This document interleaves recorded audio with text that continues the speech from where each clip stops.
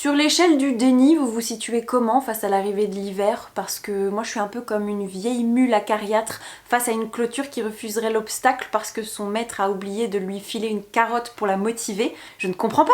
Hier encore, j'étais galopante au bord de la Seine, il faisait chaud et j'appelais de tous mes vœux l'automne, la douceur dans l'air, les feuilles rouges, Halloween, et paf, il fait nuit à 16h30 et l'Enluminé a sorti sa vidéo pour le Cold Winter Challenge. Enfin, je veux dire, ça n'a plus aucun sens. Ça n'a plus aucun sens.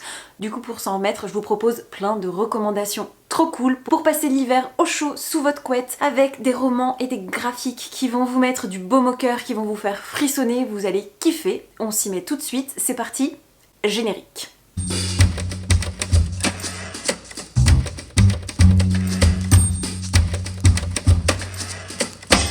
Hello mes petites bouillabaisse aux flocons d'avoine, j'espère que vous allez bien. Je suis ravie de vous retrouver aujourd'hui pour vous présenter une tonne de lectures qui vous accompagneront, je l'espère, avec succès au fil de ces mois lugubres mais chaleureux d'hiver. Et sans plus d'introduction, je vous propose qu'on attaque tout de suite avec le premier livre. Histoire de vous mettre un max de baume au cœur, je frappe lourd avec le premier conseil qui n'est nul autre qu'un rêve de renard écrit par Mina Sundberg et publié aux éditions Achilleos. Dans ce roman graphique qui n'a clairement pas lésiné sur la raclette mais qui est ô combien fabuleusement beau, on va suivre un jeune homme et son chien qui vont être les seuls rescapés d'une sorte de faille dans le temps et dans l'espace générée par un renard esprit facétieux, et le duo va donc se retrouver contraint d'essayer de régler la situation et de sauver les âmes de tous les autres villageois qui se sont retrouvés coincés dans ce phénomène totalement paradoxal et gigantesquement cataclysmique. Et cette grande quête se découpe en plusieurs récits qui sont toujours fondés sur le même système, c'est-à-dire que nos héros vont changer d'endroit, vont changer de décor, vont changer d'époque aussi, et vont essayer comme ça de résoudre des problèmes, d'aider des villageois qui sont coincés dans une situation pas forcément très sympathique. Et à chaque fois le renard se retrouve dans le corps d'un autre animal, et lui et le garçon vont essayer de mener à bien leur quête d'un niveau après l'autre jusqu'à un dénouement que je vous laisserai découvrir. Mais déjà cette histoire, un rythme lent qui va vous permettre de savourer cette lecture parce qu'on a une dimension cyclique qui pourrait paraître un petit peu pesante, mais qui est juste une façon ronronnante de vous inclure dans une histoire de divinité nordique, dans des paysages glacés à couper le souffle, dans une amitié, dans un lien indéfectible qui s'est tissé entre ces deux compagnons. Bref, c'est une merveilleuse aventure, c'est une folle épopée, servie par un dessin et une colorisation aux petits oignons. Vous allez voyager, vous allez voir de la toundra, vous allez voir de la glace, de la neige, des animaux. Vous allez adorer passer l'hiver avec un rêve de renard. Parole de scout, même si je suis pas scout. Avec la prochaine recommandation, l'ambiance va être sensiblement différente, mais laissez-moi vous dire que si vous avez envie de vous offrir une après-midi avec un livre que vous serez incapable de lâcher et qui va vous plonger dans une ambiance digne d'un roman de Stephen King adapté au cinéma, dans un univers visuel et haletant qui va vous prendre aux tripes et que vous ne saurez pas lâcher, mes amis, lisez Les Enfants de Pickwood, écrit par Rod Marty et publié aux éditions Scrinéo.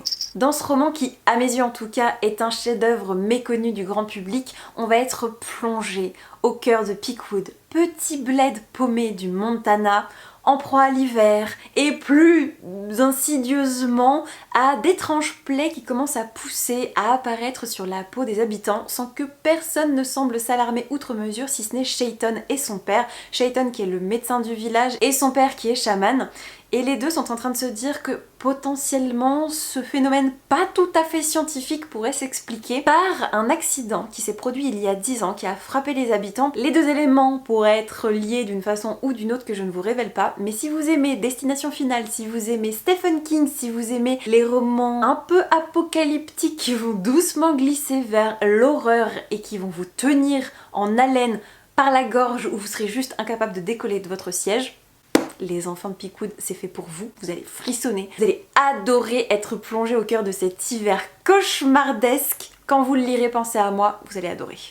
Si vous me le permettez, on va rester dans cette ambiance, on a froid, on se colle la pétoche, on a le cœur qui bat à 100 à l'heure et on n'arrive pas à lâcher sa lecture, avec 2 livres que je vous ai présentés dans l'un de mes derniers vlogs, donc je vous le remettrai dans le petit si vous ne l'avez pas vu. N'hésitez pas, j'explique en long, en large ce que je pense de ces lectures au fil de l'eau. Et on va attaquer avec Le fracas et le silence, écrit par Corey Anderson et publié aux éditions Pocket Jeunesse. Dans cette histoire, on va suivre Jake, 17 ans, qui un soir en rentrant de l'école va tomber sur sa mère pendue aux lames du ventilateur dans la chambre parentale. Et ce qui est déjà un terrible drame traumatisant qui va lui valoir 20 ans de psychanalyse en soi, est couplé au fait que sa mère était une droguée, son père est en prison, ils n'ont plus une thune et son petit frère âgé de 6 ans va rentrer de l'école d'un instant à l'autre. Et Jake doit décider quoi faire, comment agir face à ce cadavre qui se balance sous ses yeux. Et le jeune garçon va prendre une décision et il va devoir en assumer les conséquences puisqu'il va prendre la fuite pour échapper à un baron de la drogue qui est après une mallette remplie de billets que son père lui aurait dérobés avant de partir en prison, mais que personne n'a jamais retrouvé depuis. Et Jake va se dire que lui aussi ferait bien de se lancer sur les traces de cet argent disparu, puisque sinon son petit frère va se retrouver en foyer, ils seront séparés et ça c'est juste inacceptable. Et c'est le début des emmerdes, clairement.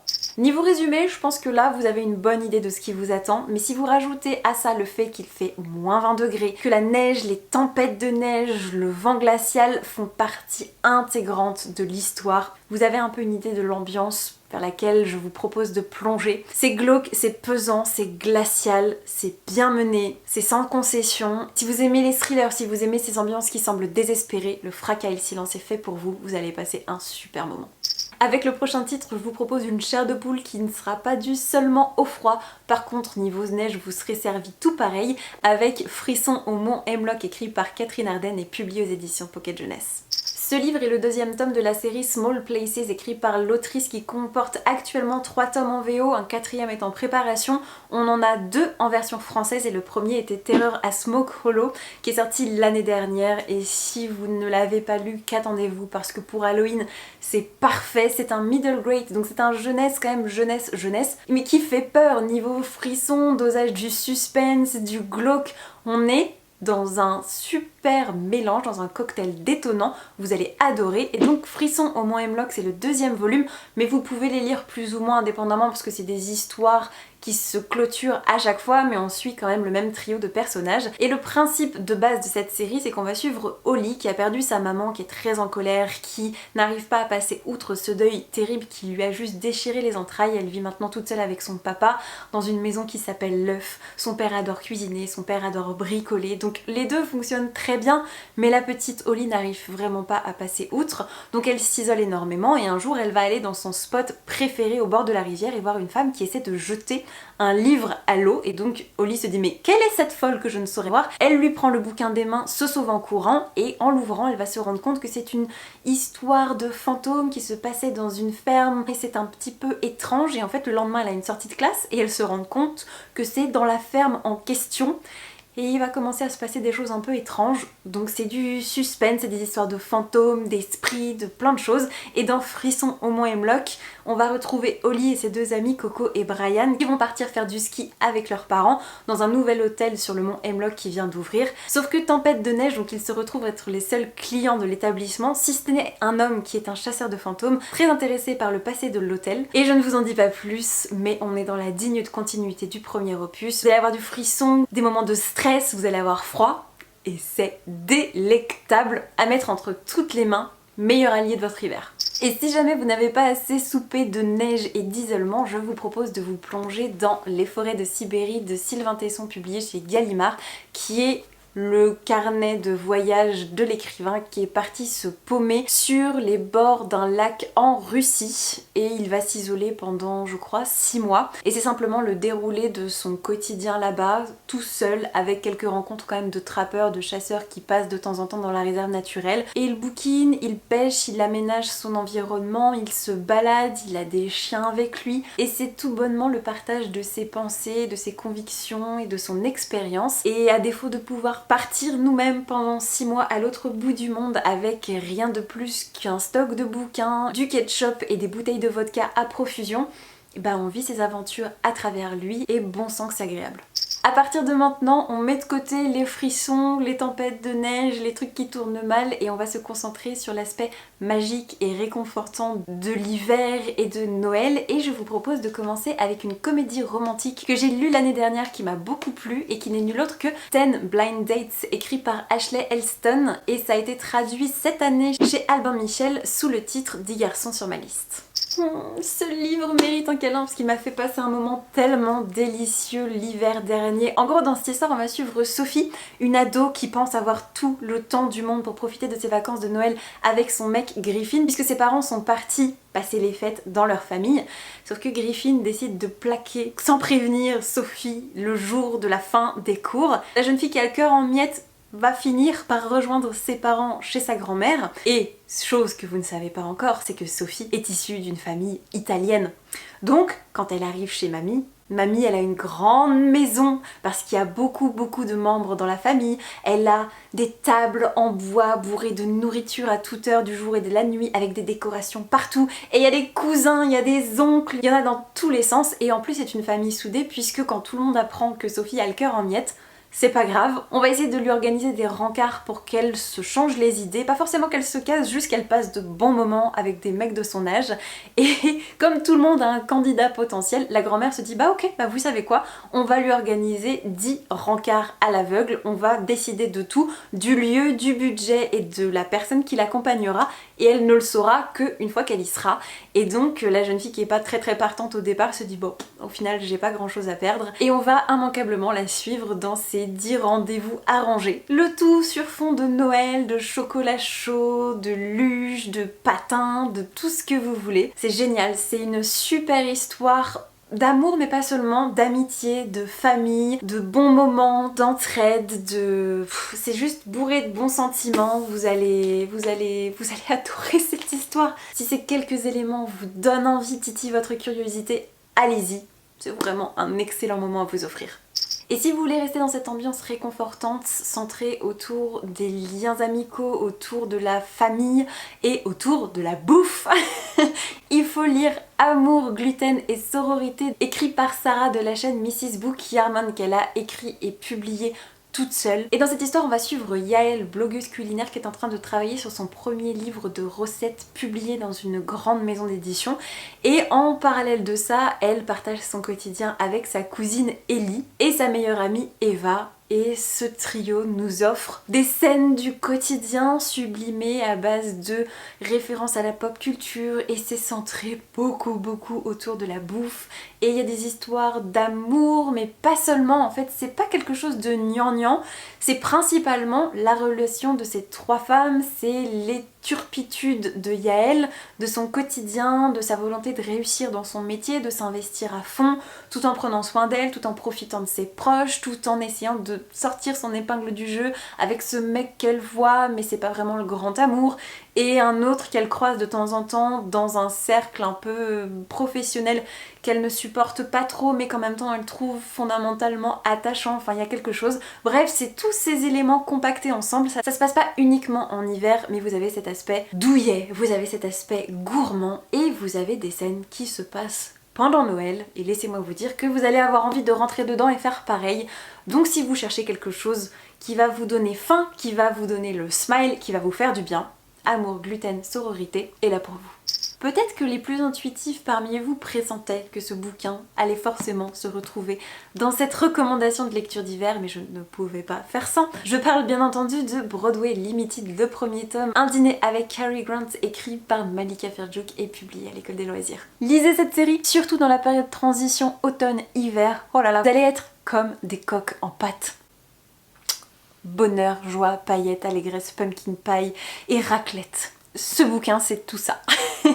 Alors oui, l'an dernier, je vous ai saoulé en long, en large et en travers avec ce bouquin, donc je vous remettrai en barre d'infos quelques vidéos dans lesquelles je le mentionne si vous voulez faire un petit tour d'horizon. Dans cette histoire, on va suivre Jocelyn, 17 ans, un Français bien de chez nous, qui va s'expatrier aux États-Unis pour tenter sa chance à New York, et pour ce faire, il a réservé une place à la pension Giboulet. Sauf que quand il se présente sur le pas de la porte, on lui refuse l'accès puisque c'est une pension exclusivement réservée aux femmes. Et le couac, le quiproquo qui est à l'origine de toute cette situation, c'est que Jocelyn, En anglais, ça se dit Jocelyn et c'est un prénom plutôt réservé aux femmes. Donc que faire de ce gamin de 17 ans qui est là comme ça tout penaud avec ses bagages et nulle part d'autre où aller? Il va voir la tenancière du lieu qui va s'arranger un peu avec lui moyennant quelques petits services rendus. Et donc Jocelyn va intégrer la pension Giboulet et faire la rencontre de toutes les jeunes filles qui y vivent, qui sont toutes serveuses, actrices, comédiennes, chanteuses, qui sont des jeunes femmes habitées par la passion, qui veulent essayer de se faire une place, qui veulent profiter de cette Amérique des années 50 où résonne le jazz, où résonne l'envie de faire quelque chose, où résonne l'âge d'or du cinéma. Bref, vous avez cette ambiance génialissime. C'est un récit choral qui se passe aux dernières lueurs de l'automne, donc on est tout à fait de saison, et l'hiver à New York dans les années 50 avec le jazz et plein de jeunes filles, toutes plus attachantes les unes que les autres. Je sais pas ce qu'il vous faut de plus pour passer un bon moment, mais faites-moi confiance, Broadway Limited cet hiver, ça va être un chouette compagnon de lecture. Bon, parlons peu, parlons bien, j'espère qu'au moins l'un de ces romans aura réveillé un peu de la magie de l'hiver en vous, et si ce n'est pas le cas, que vous êtes plutôt graphique, je vous propose quelques petites lectures complémentaires qui devraient finir d'enfoncer le clou. On va commencer avec une BD jeunesse adorable qui n'est nulle autre que Mayana, le calendrier de l'Avent, écrit par Pauline Berdal, c'est illustré par Carbone, publié aux éditions Jungle. Et dans cette histoire, on va suivre Mayana, une petite fille qui, un beau jour de décembre, va recevoir un étrange pochon avec des truffes au chocolat à l'intérieur qui semble être le début d'un calendrier de l'Avent mystérieux, puisqu'elle pense à la base que c'est sa mère qui lui a laissé pour lui faire la surprise, mais pas du tout. Et la jeune fille commence à avoir une idée assez précise sur la personne responsable de ces petits cadeaux, ce qui va réveiller en elle beaucoup de souvenirs, beaucoup d'émotions. Je ne vous en dis pas plus parce que c'est très court et que c'est adorable, mais si vous cherchez une ambiance de Noël sur fond de secrets de famille, sur fond de blessures intimes, avec beaucoup de douceur, beaucoup d'émotion, beaucoup de tendresse, Mayana et le calendrier de l'Avent pourraient bien faire fondre votre petit cœur. Et là sincèrement je pense que vous n'êtes pas prêts pour une autre lecture qui va porter un coup fatal à votre petit cœur, je vous préviens. Il s'agit de Quelqu'un m'attend derrière la neige, qui est un conte de Noël écrit par Timothée de Fombelle et illustré par Thomas Campi. C'est publié aux éditions Gallimard Jeunesse et attention les yeux. Dans cet album, Timothée de Fombelle et le talent qu'il caractérise ainsi que cette plume extraordinairement évocatrice nous propose une double histoire qui se déroule pendant la nuit de Noël avec d'un côté un vendeur de gelati qui est en train de faire une livraison dans son camion jaune entre l'Angleterre et l'Italie et une hirondelle qui est sur les routes, qui est en plein flux migratoire et a priori, vous dites une hirondelle et un livreur de glace, qu'est-ce que ça vient faire au milieu? Mais faites confiance à Timothée de Fombelle, faites confiance aux illustrations de Thomas Campi.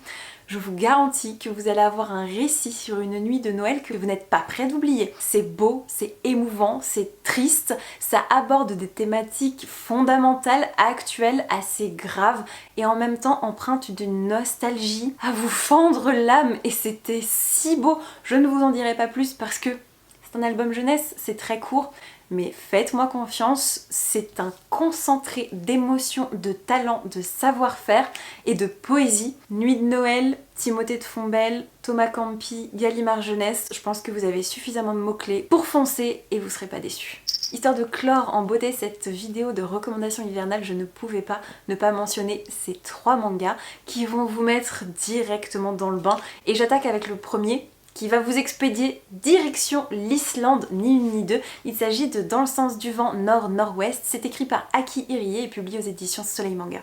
L'éditrice française de cette série a pris le parti de ne pas inscrire de résumé sur la 4e de couverture ni sur les rabats et j'ai un peu envie de suivre son exemple puisque moins vous en savez, plus vous allez vous laisser porter, vous allez vous laisser bercer par les dessins, par cette ambiance, par cette plume, par cette patte graphique incontestablement magnifique, plongé au cœur de l'Islande. Et en gros, pour vous donner quand même quelques idées de si ça peut vous plaire ou pas, on va suivre un jeune homme qui est à la recherche de son petit frère qui est accusé de meurtre.